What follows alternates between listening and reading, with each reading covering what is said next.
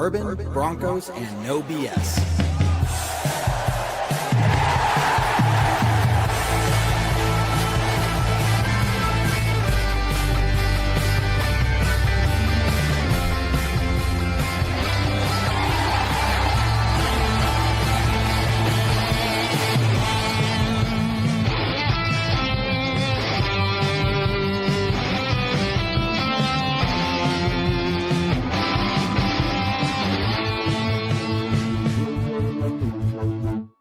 Fans, brews, and Broncos news. Good evening, Broncos country, and welcome to another edition of Bourbon, Broncos, and no BS. As always, my name is 𝐂𝐞𝐬, and I got a special co-host tonight. He's been here many times. He'll be here many times in the future, but it's always good to have him. Mr. Adam, how you doing tonight, buddy? I am excellent. I will write articles for money. If you have not seen there at the bottom, I like to think that I can write you some stuff. That'll sound good. I know that's not the most eloquent. Maybe I'm not selling myself very well. But in any case, I'm not here to write articles right now. You don't want to see me write anything. You want to talk Broncos football. So let's talk. Let's talk Broncos, guys. So post your comments, post your questions. Sean's already here. Man, Sean, good to see you, buddy. Guys, hit that share button for us. Make sure you're liking and following and subscribing and doing all those different things. And also check out our new website, broncosandbourbon.com. Yes. It is up in that corner of there. Yeah. I got it. So make sure you guys go and sign up, guys. But let's talk Broncos. So Adam or Sean says, how much for a Brony article? He did make it into my 53-man roster prediction because I did just kind of assume he's going to make the roster because I'd say so. I'd say he's a lock. They didn't bring in a long snapper for competition, so well, why would you need to when you have Mitch Brony? Exactly. Like that's like bringing in competition at quarterback position when you have prime Peyton Manning as your starting quarterback. Like, why would you do that? Yeah. That is a fair and valid point. I stand corrected. Oh man. Hey, speaking of some fantastic things, guys, I'm going to go ahead and put this article in the comment section for everybody because this is something that you guys should definitely try to go read when you get a chance. More or less, if you want to boil down this article into just a few words, Sean Payton gave away his secret Coca-Cola recipe. Open wide to the world to say, here's how I've done this. And you're talking about why he selected Bo Nix, why he went after Bo Nix. And we went back, it's like, why was he so convinced that Patrick Mahomes was the guy to go for? Right? Because again, New Orleans was sitting there at number 12, number 11, I think it was, and ready to make that pick before the Kansas City Chiefs jumped in front of them, getting Mahomes. So Sean Payton clearly has a system ready to go for this. But the interesting thing here, and Adam, I want to get your input on this. Sean Payton has adjusted how he evaluates quarterbacks to not just look at, not primarily look at how good they are and the positives of their play, but looks at the negatives of their play and how many negative plays they get and using that to determine it. And we are seeing some interesting numbers when you break it down between like the different quarterbacks that were available in the draft last year. So Adam, kind of just breaking this down, dude, like what do you make of this? I mean, if you look at it and maybe want to take a page, and I know that it kind of makes you want to vomit in your mouth a little bit, but look at Andy Reid and Patrick Mahomes. Mm-hmm. And the marriage between those two is, if you do not have that as kind of the genesis for the Chiefs, living in the Chiefs dynasty, I know I hate saying that too, but that is where it started. And if you look at the way that kind of the how Sean Payton looks at Bo Nix as kind of like, this is the guy who can be kind of his muse, for lack of a better word, and is the guy that can fully execute the offense in the way that his mind has it constructed. That's the jumping off point. Like, once you figure that out, I mean, the Patriots had Belichick and Brady, and you can you can say whatever about maybe Belichick wasn't the genius without Brady, but maybe Brady wasn't the winner without Belichick. I don't know. That's a conversation for some other time. But but with looking at that though, but we had the guy before Bo Nix in Russell Wilson who found creative ways to take sacks. And how many times have you at the stadium and at your TV set screaming at the TV set, get rid of the ball, don't take a sack, don't get rid of it, do something with it. And now you have a guy in Bo Nix where you actually kind of look at at some of the deeper stats. Guy doesn't take sacks.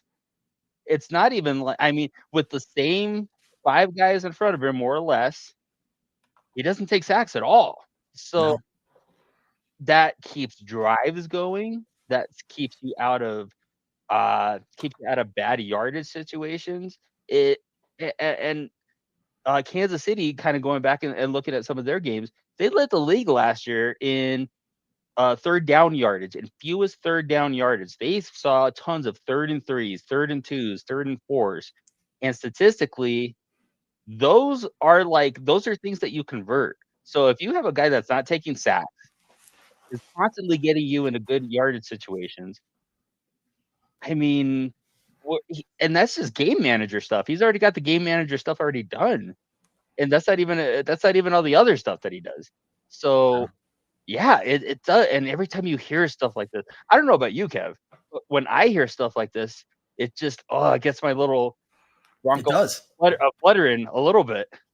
Well, you look at the numbers, and in essence, if you look at Bo Nix's entire college career, he averaged only 8.1 negative plays from his 1,349 pass attempts that he snapped.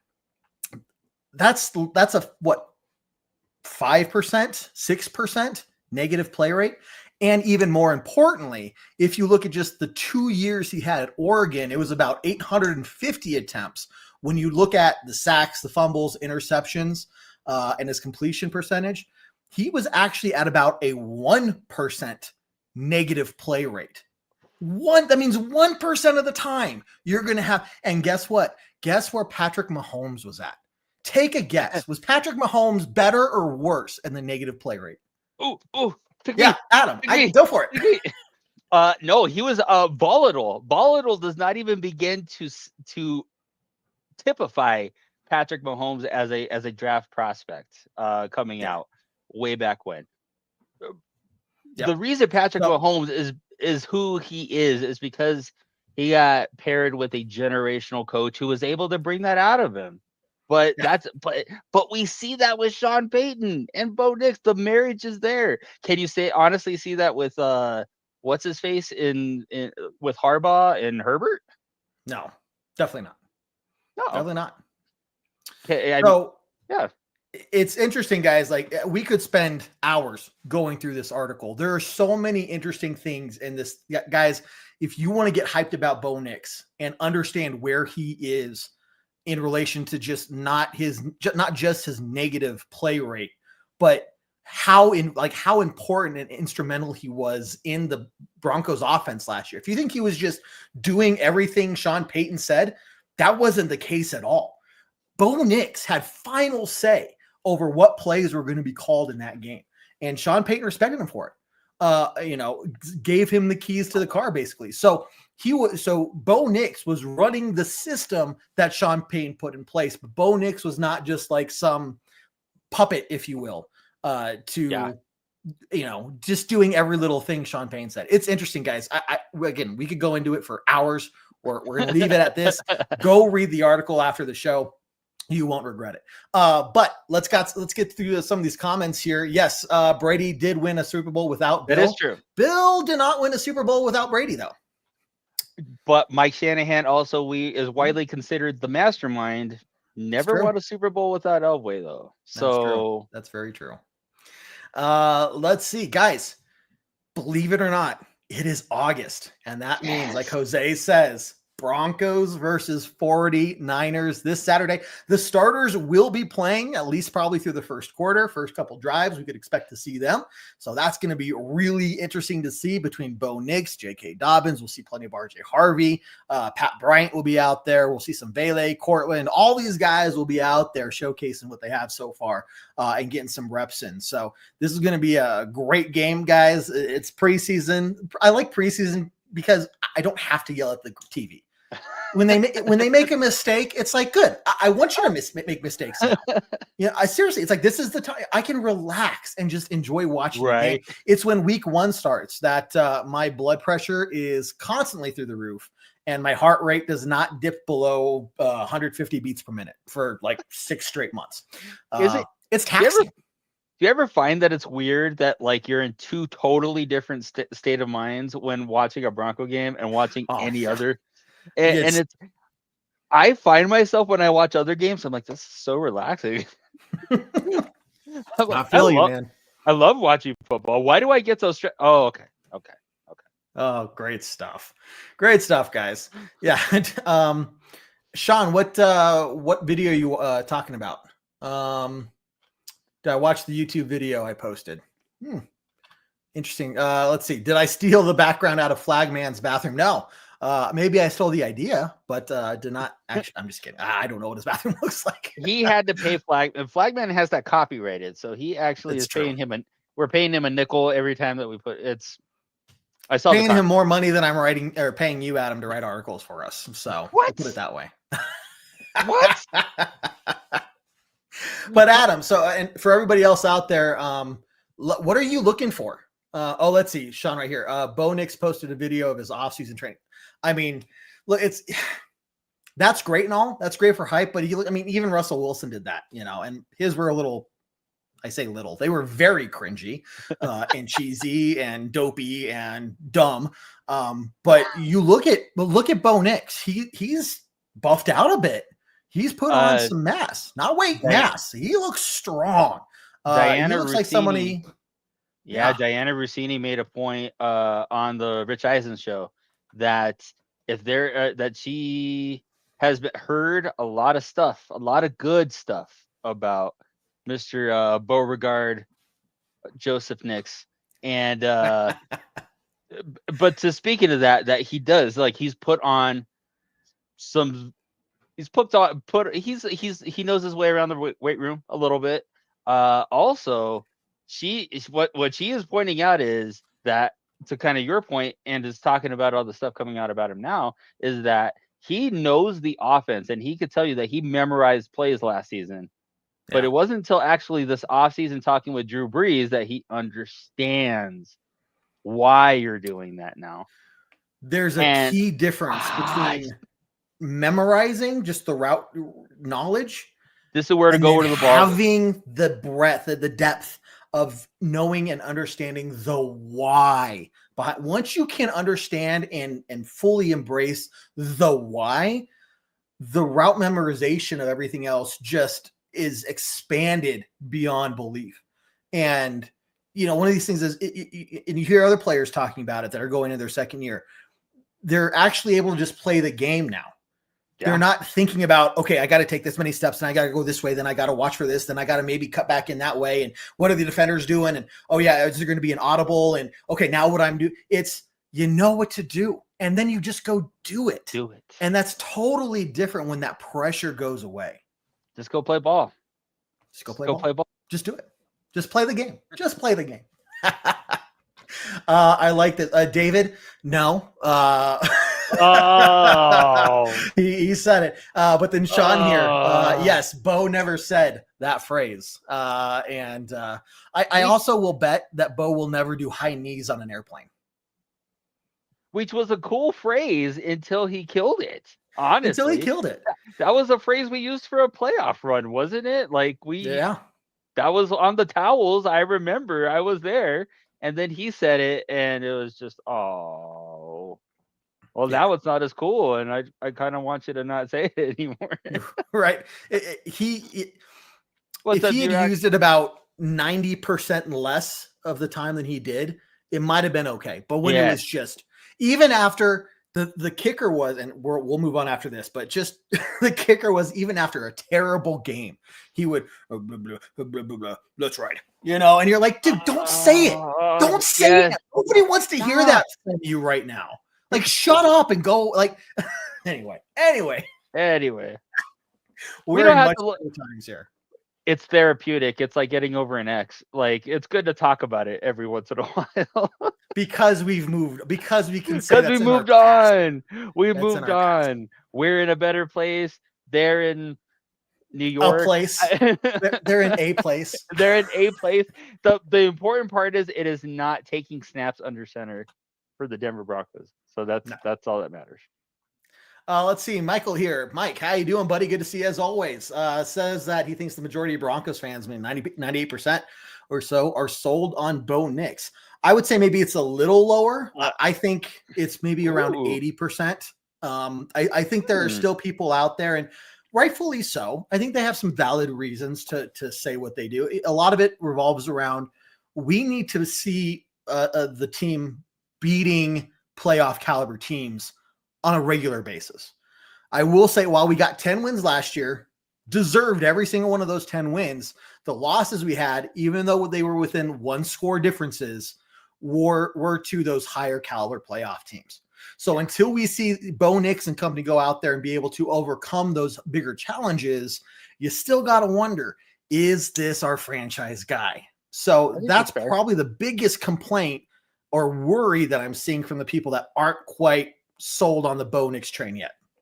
Yeah, Sean, that you kind of took my thought as well as that. I think there is I think there's an amount of people that do have some skepticism about the sophomore slump, and I do think that there are some extenuating circumstances to that. I don't know that that's necessarily true for everybody, but I do think that's I think that is a valid concern. There's tape on him now. That's why that's why guys like Mac Jones kind of flame out in their second year, is that once defenses get film on you and can see tendencies, they can exploit it. And so if your game isn't moving up, if you're not leveling up your game, yeah, you'll get exposed easy in this league. That's what the league is for. It exposes people. Right. And what Sean says here, first off, Andrew, how you doing? He still likes the "let's ride" phrase. And look, I do too, but we're going to have to give it another 3 or 4 or 5 years to distance ourselves. We have to air that out a little bit. Yeah. It just has a stank to it. You know, I mean, like, this needs to be go away for a little bit, and then we can talk about it again. Sean here says, we'll definitely know after the sophomore year. Now, one thing I want to keep in mind for everybody is a couple things. One, this is only a second year of a rebuild. 2, we're still hindered a good bit by the Russell Wilson dead cap space hit we have right now. 3, you're talking about, teams now have tape on Bo and have plans in place to try to contain him and slow him down. And so if we see a little bit of regression this year, that's not a reason to panic. A lot of good quarterbacks, it's common to see them regress through the second year and then take an even bigger step forward going into their third and fourth year, right? It's all about learning. But the good thing with Bo Nix, that we saw from last year, was he consistently improved. He never let things get to him. He kept on pushing, even when he had a broken back the last 6 games of the season. Freaking boss mode. But yeah, so even if things don't start off well, they're going to get better with him. I fully believe that, because that's what we've seen him do in college and in the first year of the NFL. I mean, that first game, those first 4 games, it was probably not until the Tampa Bay game where we saw the game kind of slow down a little bit for Bo. And then after that, I mean, you saw and each week, and what I kind of thought would be that the offense would look more and more like what Sean Payton kind of envisions out of his offense as the season progressed. And I thought you saw that. I think you also saw a lot of maturity through the adversity that he saw early on. and especially the Indianapolis game at Mile High, did not have a great game. He actually had a couple really uncharacteristic Bo interceptions. Yeah. But then did he carry that into the next half when we really needed him? No. Not at So all. yeah, could I see Bo taking a tiny step back this year? Absolutely, because of all the things that I just laid out. However, does that mean that he's going to regress as far as being the guy of this franchise or being the guy that's going to take us to that next step? I don't know. I don't think so. But that's definitely up for discussion too. No, totally agree. Totally agree, man. Couple things here I wanted to pull up. First off, Roy, I will stand corrected. Yes, there were a couple games we got blown out in. Primarily was that Ravens one. Okay. But in general, I'd say at least 3-4 of the losses we had were actually pretty close. So and then when we did win, the games we won were like legitimate wins, again, for the most part. But so it's not like we were consistently getting blown out of the water. And when we were winning, we were barely winning. Chiefs 2024, like it was very different. We were winning and winning legitimately. And then we lost. Yeah, it was either close and yeah, we got blown out a couple times. But again, young team and everything, it wasn't anything to be concerned about. Because if it was a repeated pattern, that'd be one thing. But that's not what we were seeing last year. Yeah. But with that, Anthony said it, so I got to bring it out. I know I believe. I don't know about you guys, but I believe. So the sign is ready for the season, guys, because I want to bring this out every chance I get, after every game, every play, all that good stuff. Let's see. Michael, true. I think that's why they got Bo more weapons and protection. Yeah. So, you got to build on that. And again, we didn't have a lot of cap space to work with this year, but next year we will. I mean, especially when you see the offense that's constructed right now, you have the same 5 starters on the offensive line, which I would argue is the big continuity just all over the offense. I think is where you're going to see them take a giant step forward. You have all 5 starters on the offensive line. You have Bo Nix, who actually, this is only the first time I believe that he's had the same coordinator and been in the same system for 2 seasons. So for as dangerous as he's been, he's never had the luxury of having the same guy calling plays from one season to another. So now he already has that. You have every quarterback's security blanket in a good tight end and a running game.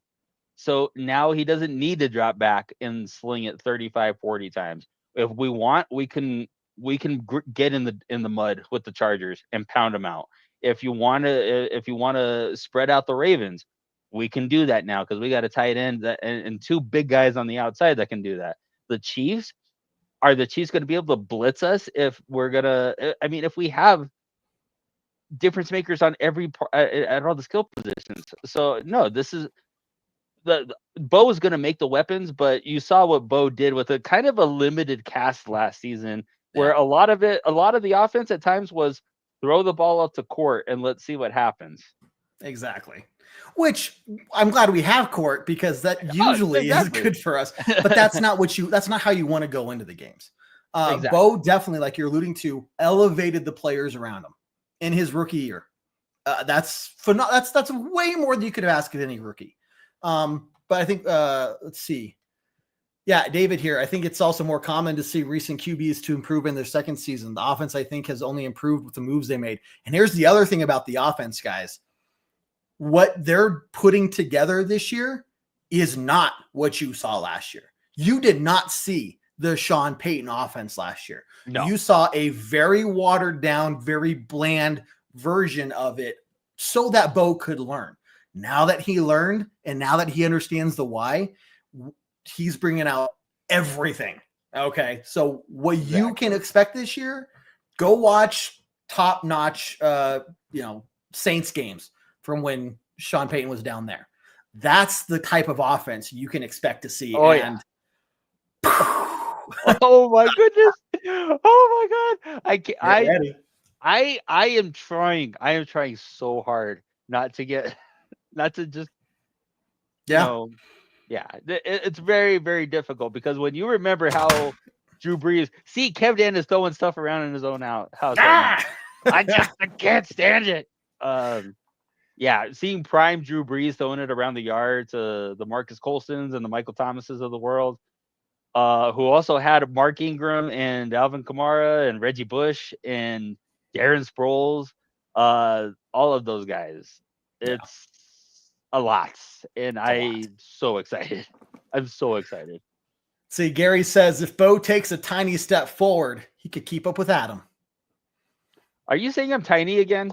We've been over this. You know, here's the thing, Adam. I'm just so used to. I'm the one that's being made of for being short. So this is just different for me. Like whether you are or not, like I'm not short. I'm average. All the other guys are just tall. Okay. That's their fault. Okay. So, but I'm just saying I'm used to the one getting the hate. Okay. It's interesting to be on this side of the table. I'm glad I could deflect that for you. It makes me. Do you see my face? How happy I am right now? and you're so happy. You're already typing up your resignation as we talk. You're like, yeah, this was fun. Goodbye. Oh man. Hey, we're gonna get into our closing thoughts here soon, guys. I know you want more Broncos content, and we'll just wait. I'll get you all that information about when we're going to start our full season worth of content in a couple weeks. I'll get you that here soon. But as Gary says, 𝐃𝐿𝐳𝐤 I'm not short. Neither of us are short. Tall. We're under tall. Under tall. Yes. Let's see. David says, good. It's okay to be skeptical. I'm on the optimistic side. Agreed. I'm pretty optimistic, but it's okay to be a little skeptical. And like, let's just wait and see a little bit more before I fully am ready to commit. Like I haven't bought a Bo Nix jersey yet. Give me another season like last year or better. I'm going to be thinking about it, and I just might. So I have mine because I was an early Bo Nix skeptic, and I did have to eat some crow over that, which I was happy to. I love being wrong. Yeah. But about Bo Nix, I was happy. I was okay about being wrong. Oh man. Paul says I have Bo Mance Brewing. Bromance. Like bromance. But a bromance. I like that, Paul. I might take that from you and use it later on, but at least I'm going to acknowledge that I took that from you. Unlike maybe a very popular sports radio station in Denver that has recently started using the phrase "return to dominance." Talk about that. I wonder who started using that phrase "return to dominance" earlier this off season before anybody else did. So it was like Broncos and whiskey and like no crap. Oh, bourbon Broncos and no BS. Just saying. Just saying. Paul, I like it a lot, man. It's a team sport here. We're all if I say it, you say it. We're all on the same page. See, Roy. Hey, stick with the classic. If you got one jersey and it's an elk, you can't go wrong. Can't go wrong with the Duke of Denver. You're never going to go to a Broncos game wearing an 𝐿𝐤 jersey and people are going to be like, really? You have that? Now, if I showed up to a Broncos game wearing my Drew Lock jersey, people would be like, really? Why? Because I was dumb. Because after those first 4 games, I was like, this is our guy. And I don't like your impression that you're making of me right there. I don't like that at all. No, that was I wore that thing once and it's been hanging in my closet since. I don't even know why I still have it. So you know what? I wait on a good season before I purchase the said jersey, and so he never quite no little you know. Oh, that was Buzz Lightyear. Little Buzz Lightyear. He didn't last. That was cool. He's good for a quote a week. He's just good for a couple picks too at the same time. Or 3 or 4, whatever. Good stuff, guys. Well, look, before we get to our closing thoughts, hold on, stay with us. We got a little bit more to talk about, but first, get through some announcements, guys. First, August 18th, Monday, a couple weeks from now, we are going to be starting our full season lineup to include the Monday post-game show at 8 p.m. Mountain Time, Tuesday full-length hour-long plus show of Bourbon, Broncos, and OBS. We'll do our pre-game podcast. You can find that on iTunes, Spotify, Google Play, Stitcher, wherever you listen to your podcast. We also got our pre-game show 1 hour before kickoff and our live original halftime show, the Halftime Ash. Also, nobody else was doing live halftime shows before us. And then like a year or two later, everyone started doing them. Just saying. I don't mind tooting my own horn when it's beneficial for me. So. Oh, did I drop that? Oh, that was heavy. I dropped that now. Sorry. Well, look, guys, we're bringing it all back. And if you're not sick of us by this point, well, we got something for you. Head on over to broncosandbourbon.com. You got all of our content right there for you at your very fingertips. To include an entire fan section where we're going to have a Broncos only fantasy lineup builder that you can insert every week and build a fantasy lineup every week for free to compete against other users on the website. You can compete against us admins that we're going to be submitting our own fantasy lineup, so you can compete against us. We also have a game day chat that's going to be open up on game days, starting with the preseason games. So as soon as you watch us and hang out with us on the pre-game show, we can all head over to the game day chat on the website and talk about what's going on and just bring Broncos country together in a whole another unique way. You can upload photos, you can comment on things, you can read our articles, tons of different stuff there, guys. So make sure you go sign up for free today at broncosandbourbon.com. If you do, anybody who signs up in the 2025 season will get a free automatic upgrade to the next membership tier when we introduce that next season. So this is the year to get in onto the free side of the website and then stay on the free side of the website. So make sure you guys go check that out. Yeah, Clayton, I thought you would, man. Yes. It's going to be fun. Just be able to continue the conversation that we have from the pregame show and move it over to the chat during the game itself. So get ready for it, guys. Tons of stuff going on here. It's just crazy to believe that we're here in August and it's basically football season, man. Saturday, baby. Saturday. It's the first preseason game. I like trying out different regalia, all my Bronco gear. I like trying what's out the lucky stuff? I kind of maybe bring out, like, I have maybe preseason gear, which maybe stuff that I don't wear as much, or maybe stuff that I got that I'm kind of trying out a little bit. And then for the game day gear, I am a bit fastidious about my game day attire. I'm also a little superstitious. I'm a little stitious. I'm a little stitious. Yeah. Much to the chagrin of my brother, who's like, dude, you don't need that. You don't need to do that. But then it's like, crazy if it doesn't work. Oh my God, he took the words out of my mouth, because I think the same thing. And then when it doesn't work, I'm like, oh. Well, then you got to change it up. Then it's, the luck eventually does run out. It's kind of like the fuel tank in your car. You got to, replenish it. So look, I got my lucky socks. I got my lucky shirt, my lucky hat. When things need to switch up, that's when we go do that. But yeah, you got to stick with it while it's working, right? I got you. So I'm picking up, putting down.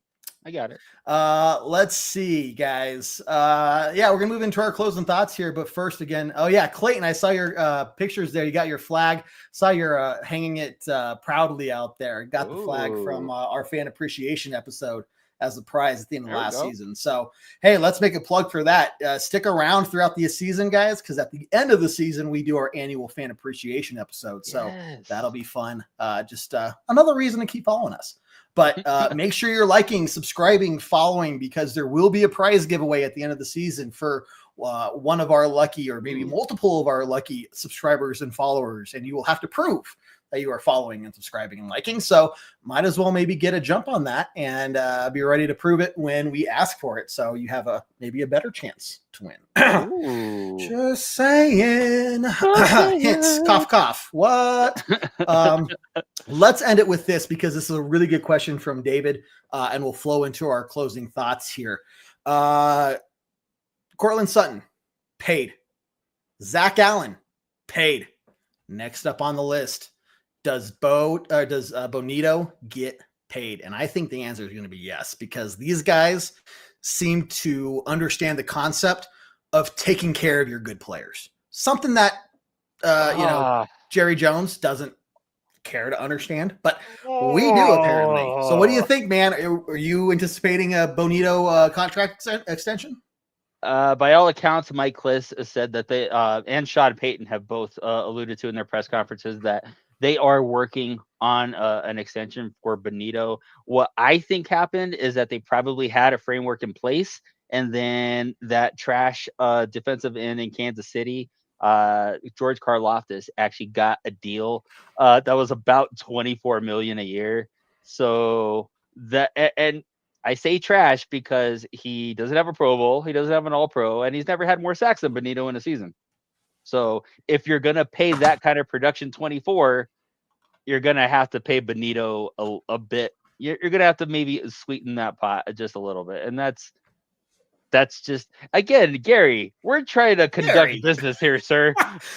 People on the podcast are listening to this going, what are they talking about? Guys, going on? You don't want to know what Gary said. He just said you want to know. You think you want to know. Love you, Gary. You really don't want to know. So I killed that thought. But I think you did. In short, I think they will. What do you think, Kev? Yeah. No, I think it's the same because it goes back to, you see that they're taking care of business before the start of the season. They're not letting these things become distractions. And that's, you look at these other teams in the league right now, and there's a lot of negative things about a lot of teams. I mean, you see the Cowboys breaking out into such a big fight that assistant coaches were doing sprints. Assistant coaches were doing sprints. Caleb Williams, King Caleb Williams from the 2024 draft, who might as well have been given a Pro Hall of Fame spot the day he was drafted because everybody wanted to say words. Now he's doing so well that when he takes 3 passing attempts to the net and misses, doesn't hit the mark on the first one, definitely doesn't hit the mark on the second one, and then misses the net entirely on the third one. And then the Bears had to take the video down because it was getting seen by so many people. Oh, and then you see Caleb Williams go 5 for 17 in a practice live in front of tons of fans in the stadium there. Yeah, the Broncos are doing a much better job just in general. The negativity is not there. There's no distractions. There's no drama. The front office is doing their job to take care of their players, and the players are doing their job getting ready for the season. And that's that. I mean, you couldn't ask for a better start to the season here.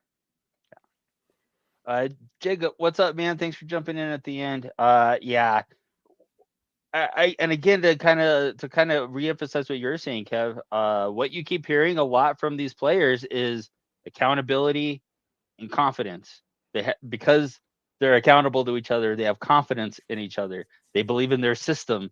These guys are they're talking, but not in a way like they're trying to like so they believe it. It's because it kind of comes across like they already know it. They already know that they're ready to go wreck some fools this year. And I am, okay. It's going to be interesting. It's going to be interesting, guys. Buckle up, because when you have a team that is just purely focused on playing the game and improving and playing for each other, and you hear that the locker room is very close-knit, they play for each other. Those are things that champion level teams say. And you can tell they're genuine about it. This isn't just preseason hype talk of, oh yeah, we're better this year. Now everyone's healthy. Well, everyone's healthy. It's preseason. Like, we get that. These guys are just ready to go play the game and win, win big. Let's see here, guys. So Bo Nix does have a YouTube channel. Make sure you go follow that as well after you follow our YouTube channel. I guess. I mean, you could do it in either order, but gotta push that. Biggie Bronco, glad to see you here as well. He called that Caleb Williams is going to be a bust, and it doesn't look. I don't want to be a Chicago Bears fan this year. That is for sure. Let's see. Gary says, careful, guys. Your glasses are steaming up. Yeah, it's getting hot in here the more we talk about Bo Nix and this Broncos team. So we get the lights. Well, look, Adam. let's start closing this thing out, buddy. What any other closing thoughts do you have for us tonight, sir? I wrote an article this week for the website. Where is that website? What's that website? It's up here. Oh, yeah, that's right. It's right up there. It's right there. That is Broncos my and Bourbon. shameless plug to go check out some literary content, which I can only say, and I won't undersell this, it's going to change your life. Yeah. Anyway. I'd agree with that. So I wrote this week about the very conflicted feeling that I have, because I always have the utmost confidence in my team, but to actually come out and say and really believe what Sean Payton is saying, that I'm not afraid to talk about the Super Bowl, and none of my players are afraid to talk about it either. Do you want me to talk about it? Yeah. I've had 7 teams. All 7 teams I thought were great. I think this is one of those 7 teams. Yeah.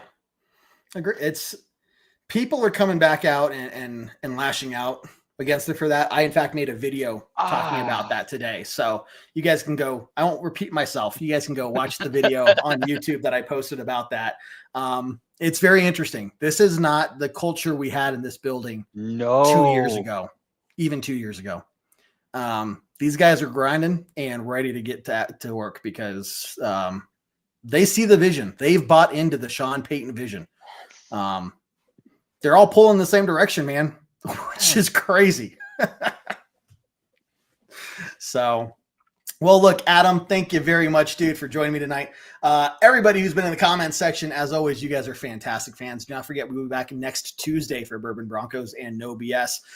We will be doing the might do a little bit of a pregame show for this. We'll let you know, but mostly to push the game chat on the website. So you guys make sure you go to the website for the game. That way, if you're not able to watch the game because you're in a place that, location that doesn't show it, you can be chatting with us and see what's happening in real time that way as well. So, guys, it's football time. August 18th will be our first post-game show when we start our full lineup. Get ready for it. But you guys are fantastic. And let's see, Sean says 𝐿𝐤𝐤𝐳 a different man than he was back then. He has the scars to yes, I do. We can talk. If you've lived through this last kind of post Manning era, let's call it, whatever it was, you've lived through it. You have seen Kendall Hinton be your starting quarterback. You're okay. If you lived through that, you can say some stuff. Okay. I saw that. Yeah. And it's not just that we lived through it, but we were podcasting about it. How do you talk about that? How do you talk about Kendall Hinton in a positive way? Oh my gosh. So look, guys, it's been a long journey, but we are on the right path. So, hey guys, the full crew will be back. We saw that question on the 18th. Everybody will be here. We'll be doing the full lineup. So just a couple short weeks away. But with that, guys, man, we're going to end it here. We went a little long, but that's okay because there's a lot of exciting things to talk about. So Adam, once again, thank you very much. Guys, make sure you follow us everywhere. Sign up on broncosandbourbon.com. But I have nothing left to say other than to end this show as we always do on a very strong Go Broncos. Let's go. Let's go, Broncos. Take care, guys. We'll see you later. Do what I like. Yeah, I do what I like. Yeah, I do what I like. Sip and go, sip is right. And I go with the flow. Yeah, I go with the flow. Yeah, I go with the flow. Cause I know I'm the show. In the zone, here I go. In the zone, here I go. In the zone, here I go.